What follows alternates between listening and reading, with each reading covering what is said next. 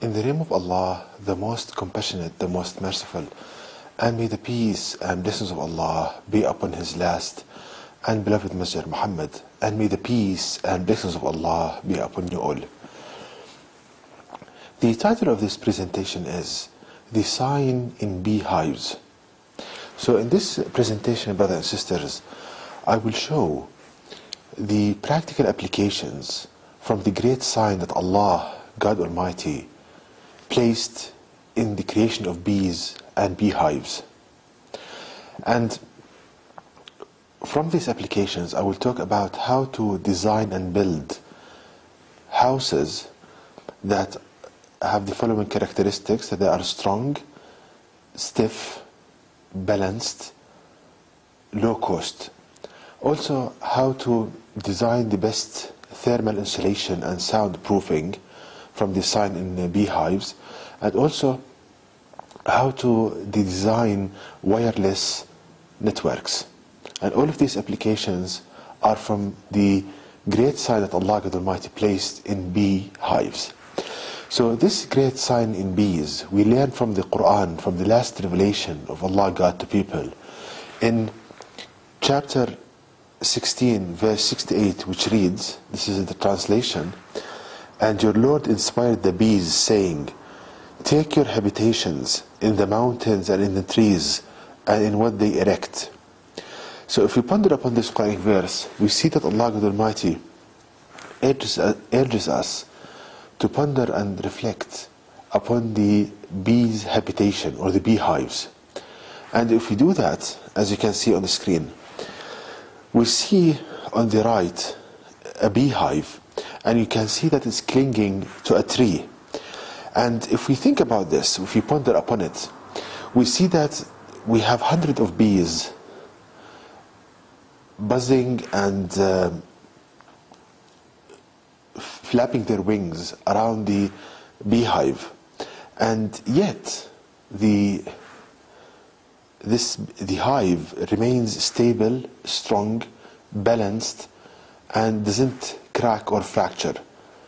So we can conclude that this hive, the way Allah inspired the bees to build their habitation or their hive, that this design is strong, stiff, balanced, and low weight.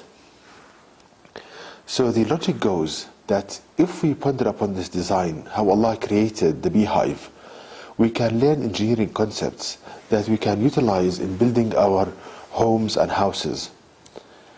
Again, if we study the beehives and the significance of the way Allah Almighty created this hive, we can learn engineering designs that we can implement in our homes to make them stronger, stiffer, balanced, and low cost and low weight.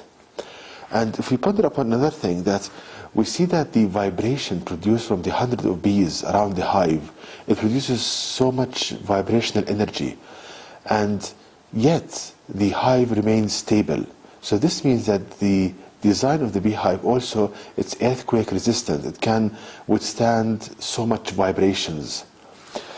Now, the way I will proceed here is that the main characteristic of a beehive is the hexagonal arrangement of the hive, the hexagonal arrangement of the wax walls of the hive. So if we compare the way Allah created the beehive and the way we build our homes, we see that the way we build our houses, there is a kind of a main theme to that, which is that the angle between the walls in our rooms, it's always 90 degrees. In our houses, in our homes, the angle between the walls is 90 degrees. But if we look at how Allah inspired the bees to build their hive, we see that the angle between the wax walls is not 90 degrees, it's 120. So let's see, what's this difference in the angle between 90 and 100 degrees would make to the stability and strength of the house. So I made computer models, as you can see on the screen. The one on the right is the suggested room design from the Quran, that we should make our walls having an angle of 120 degrees between them, a hexagonal room, instead of the current design as you can see on the left, which is basically like a square or rectangle, 90 degrees angle between the walls. So what I did is that I applied a force in the computer on both models to test their stability and strength. And the computer gives certain parameters that we can use to ascertain the strength and stability of the design. So this is one of the results, as you can see on the screen. Here we have on the right the displacement values for the hexagonal design, the suggested design from the Quran, and on the left we have the displacement results for our current designs, and both structures were and the same force were applied to both structures. As you can see, there's a huge difference in the displacement values between the two designs, such that the hexagonal design yields a very smaller displacements compared to the one on the left. And this smaller displacement means that the hexagonal design is much stronger than the one that we use today, the rectangle or the square. So this kind of conclusion, what are the practical applications from it? Now, we have in the hexagonal design a very strong design.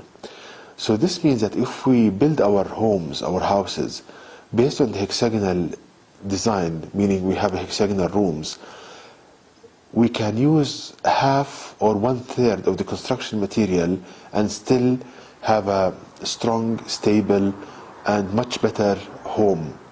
So this will yield a very kind of a large reduction in construction cost, because you use half or 1/3 of the material, because the hexagonal design is much stronger, so you don't need that much construction material to achieve higher strength in the design. Also, the hexagonal design is much more earthquake resistant. It can resist large displacements, large forces, vibrational energies produced from earthquakes, from hurricanes, and such forth. So this is one practical application from the great sign that Allah placed in the beehive. Okay, another application, if we ponder upon another knowledge that Allah inspired the bees to do, we see that the larva, the bee's larva, it's incubated in the hexagonal rooms in the beehive. So these hexagonal cells, they are not used only to store honey, but also to incubate the bee's larva. And to think about this, now this small kind of these larvae, they need to be shielded from large vibrations and noise and sounds. So this necessitates that this hexagonal design should have soundproofing, should shield sound. So this is another kind of advantage of the hexagonal design, that it's excellent in soundproofing or shielding sound. Another thing we can learn here, that the larva needs also a stable temperature. So if we have large variations in temperatures, this will harm the growth and development of the bee's larva. So this again necessitates that this hexagonal design should be an excellent thermal insulator. So this all we learned from the beehive and how Allah inspired the bees to build the hive. So we conclude from this, or we can deduce from this, that if we build insulation material using hexagonal cells, for example using foam in a hexagonal pattern or aluminium in a hexagonal pattern, this will produce excellent soundproofing and thermal insulation. And no wonder that people, after years of trial and error and research, they found that the best panels used for soundproofing and heat insulation is the panels you can see on the screen. And as you can see, they are based on the hexagonal cells, exactly like the one found in bees. So we see that this knowledge Allah teaches us from the Quran in a matter of minutes. But because the majority of Muslims, they deserted the Quran, they abandoned Allah God Almighty and His book, they find themselves on the receiving end of things. Okay, another application from pondering upon the beehive is in communication engineering and in the design of wireless networks. So in a wireless network, for example, let's say mobile networks, we have something called mobile transmission towers. As you can see on the screen, we have these towers that need to transmit and receive electromagnetic radiation. And they are used, they are spread in a certain arrangement to make a wireless network. Now there is a main requirement or a goal that engineers want to achieve, that we need to cover the maximum area with a minimum amount of towers to reduce the cost and the power requirements for these towers. And there's a big question: what is the best arrangement for these towers to produce maximum coverage with minimum amount of towers, and of course achieving an excellent signal strength? Now the answer for this question we can find in one verse in the Quran, which is verse number 69 of chapter 16 of the Quran, which reads, "Then eat of all fruits and follow the ways of your Lord made easy. There comes forth from their bellies a drink of varying color, wherein is healing for men. Verily, in this is indeed a sign for people who think." So we see that the key to answering the question of what's the best arrangement for mobile transmission towers can be found in the statement that Allah made the ways of the bees easy. So what can we learn from this? Now if we compare the size of the bee to the size of the hive, we see that there's a large difference between the two, meaning that the size of the bee is very small compared to the size of the hive.